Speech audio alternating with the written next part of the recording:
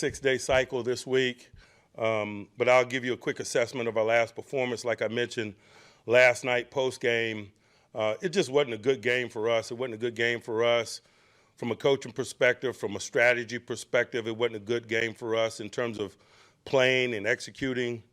We owned that.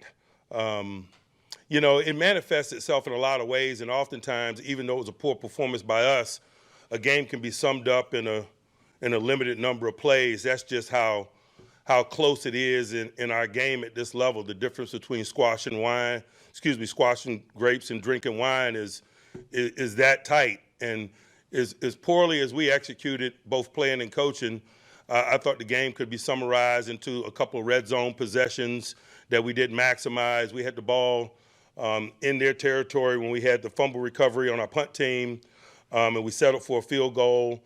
And then in the second half, we were driving into the red zone after a big play on a flea flicker, and we fumbled the ball. And, when you're playing good people, as the road gets narrow, you got to maximize those red zone possessions, and I thought those points were significant.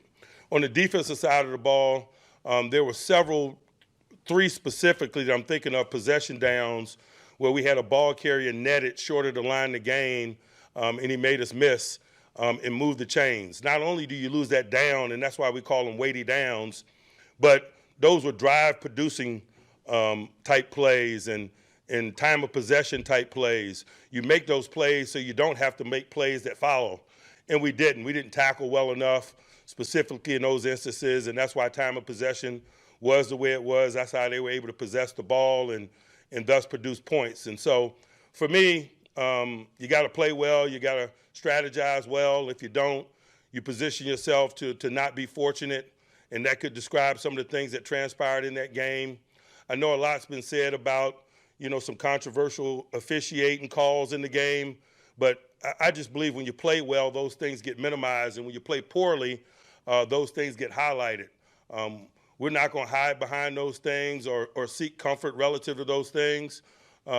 Things like that happen week in and week out, but when you're playing well, it doesn't become a talking point, or specifically, it becomes less significant in our eyes in terms of how the game unfolds. And so from my perspective, I think a big component of us turning the page this week is getting focused on the things that we own in that performance and making necessary corrections, while at the same time understanding the awesome opportunity and preparing for the awesome opportunity that we have this week.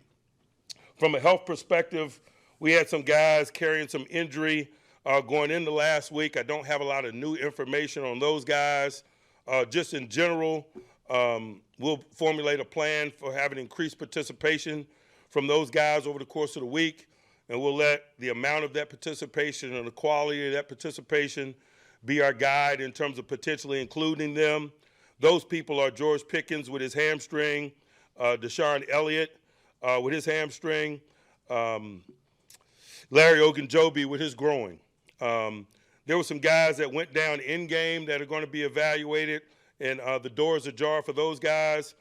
T.J. Watt, I just saw him walking around rather comfortably, but again, he's questionable with his ankle. We'll see where the roads lead us. Dante Jackson with his back, and Justin Fields with the abdominal injury that he sustained in play. But as I mentioned, none of these 6 guys could be characterized as out as I sit here today. We'll probably start with partial participation with them tomorrow and increase that and make decisions as the week goes on. Now, in reference to Baltimore, really excited about this opportunity. For obvious reasons, it's a divisional game. It's a road divisional game. It's Baltimore. And I understand the nature of this rivalry and the amount of attention that it brings, and it's exciting and humbling to be a part of it. While at the same time, we got an opportunity to pursue a division championship. Report or read it about the end zone incident, and did you talk to the league for any reason about that? I didn't read the pool report because I saw it as it happened, and I hadn't had a chance to talk to New York because I've been so focused on what's going on with Baltimore in the present day. Mike, just looking back, the decision to punt on 4th down, your defense has been on the field a lot already in the second half. What went into that decision to put them back out on the field? It was the distance. Had it been inside of maybe 4th and 5, I probably would have definitively gone for it. We were outside of 5, it was 7. And obviously from an analytical perspective, the further you get away from the line of gain, the less probable you are of success. 4th and 7 probably would require max protection as in terms of 4th and 5 or less, generally does not. And again, so we had 3 timeouts. It was about midway of the 4th. I took a chance and thought that we could maybe stop them and get the ball back and play the field position game based on the distance was a little bit too uncomfortable for me at that juncture. But make no mistake, there are 2 sides to that coin in terms of decision making, but I'm comfortable with the process that we went through at the time in terms of how we played that situation. Mike, when you guys, they physically had the upper hand, you got a short week, another physical game coming up. How do you address that physicality in practice, especially when you have limited pad time this time of year? You don't. You don't. That is money already in the bank. That's why we approach team development the way that we do. That's why we tackle in Latrobe every day that we have pads on. That's why we do not run away from building skill in that area and a mindset in that area at the early stages of team development, because we realize you don't get an opportunity to recoup that, particularly with how practices are scheduled today in today's NFL. You get a limited number of padded practices, as you mentioned, at the early portions of the season. You get less at the end. And so that's why I'm so committed to hardening our group in the team development process, because as you mentioned, these physical games come down and you better be ready for them. And I'm comfortable with our level of readiness, although we didn't perform to our liking yesterday. Mike, what's made it tougher for you guys to run the ball recently? What is it? Execution? What reasons would you give? It's probably a little bit of all of the above. You got to compliment those that we compete against and their schematics and their players, environment, but also we absorb a lot of the responsibility of the quality of our play or the lack thereof. When you're not getting possession downs, particularly early in the game, that has a component of it too as well. There have been several games in the last several weeks of that time frame that you mentioned that we've been 3 and out to start games, and you never get an opportunity to gain run game traction or accumulate the total number of snaps to play that component of the game when you're 3 and out and you're slow to winning possession downs, and that's been a component of the issue as well. Mike, you talked about the phrase warming up for the competition. Would you say that was part of the problems that you guys went through yesterday? And how do you counter that when you've seen it happen a few times this year? I just use it as a catchphrase to describe not winning possession downs early in the game. And so I just use it in that way. But it's about execution. There's nothing mystical about it. It's about preparing and positioning guys to win in those weighty moments and executing. And we haven't done it consistently enough at the early stages of football games. What was the explanation when Connor, I think, got head slapped on the punt? It was deemed post-play rather than during the play. Were you satisfied with that explanation? I was not. Respecting what you said last week when you were asked about kind of looking at these games as a 3-game chunk, you mentioned being on a 7-day cycle. You mentioned being on a 6-day cycle this week. From an evaluation of injury standpoint, now that you're at least in the playoffs, do you look at the injuries from just a 6-day cycle, or do you have to look at these 2 games more closely together because of the calendar crunch? I think specifically regarding injury, it has nothing to do with the 6 or 7-day cycle. It's probably just a general mindset that you have regarding injury at the early portions of the season relative to now. At the early portions of the season, you always have a big picture mentality where small problems you don't want to become a big problem because of the totality of the games that lie ahead. When you get to this portion of the season, when the sand's running through the hourglass, that's not a component of decision making. Generally regarding people, if they're healthy and available, they go, and that's generally the mindset that we're in.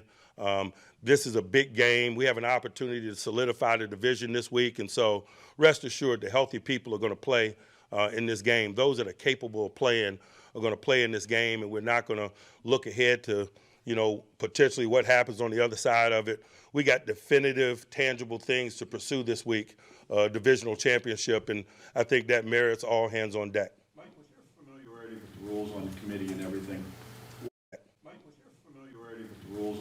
and everything, why is that penalty not considered? It happens during the play. Why is it considered post-play? Again, I don't want to get into specifics of what was said to me in game or how that was administered.